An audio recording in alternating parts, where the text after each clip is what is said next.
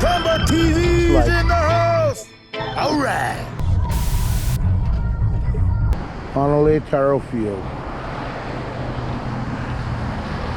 This is where I would say about 70% of the taro grown here on Kauai or in Hawaii comes from Hanalei Taro fields, owned by the Haraguchis, Thai Hooks, the Wongs.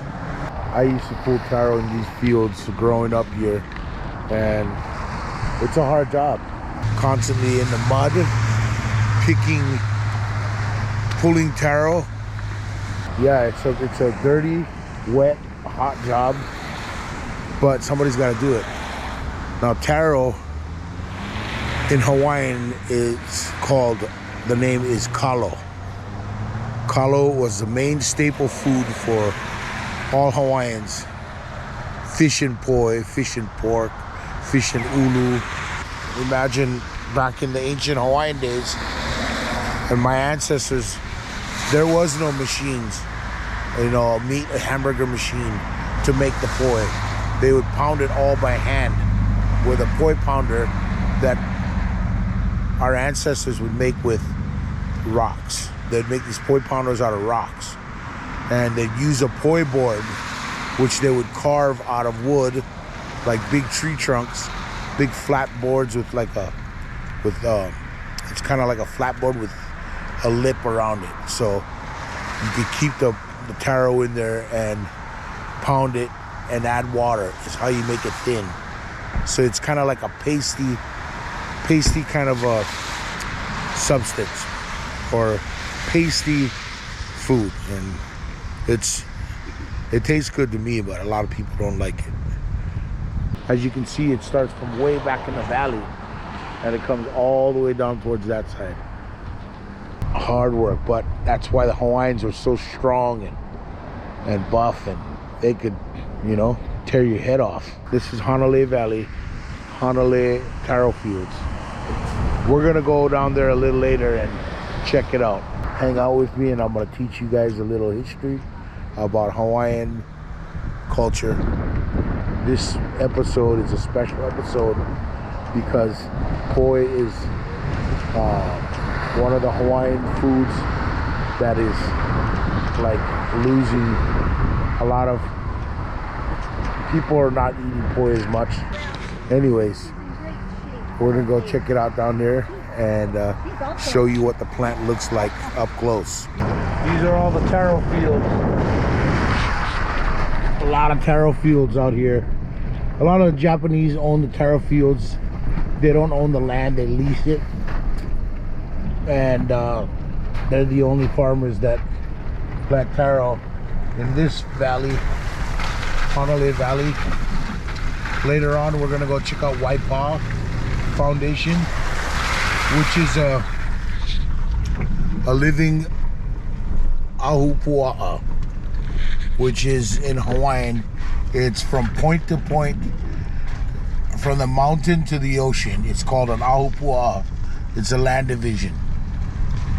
So we're gonna go check that out a little later. Hanalei Taro Field. So this is what taro looks like, and this is very important to the Hawaiian people, to my culture. Main staple food.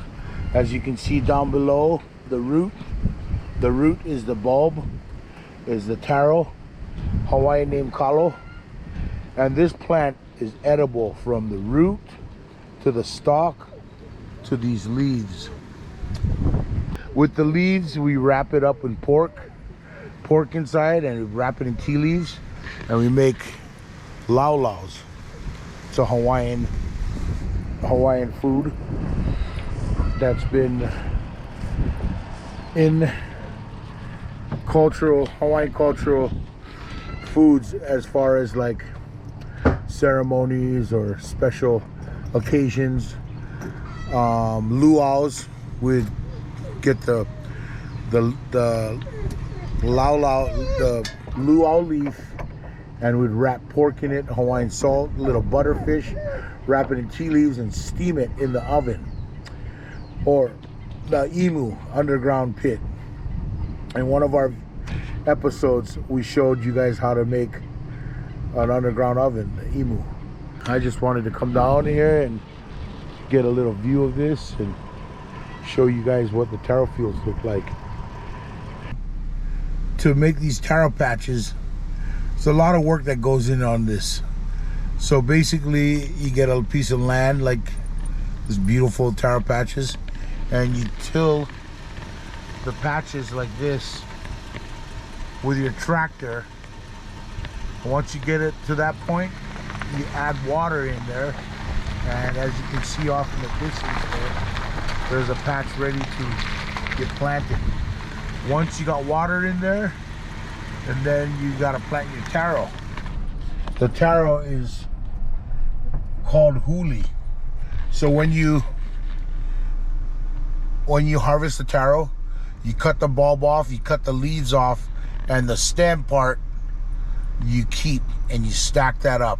Once you're done pulling your taro, you got all the stems, you prep your patch, you put water in it, and then you plant the stems called huli in the mud. And then in 3 to 4 months it takes to grow, and then you can harvest.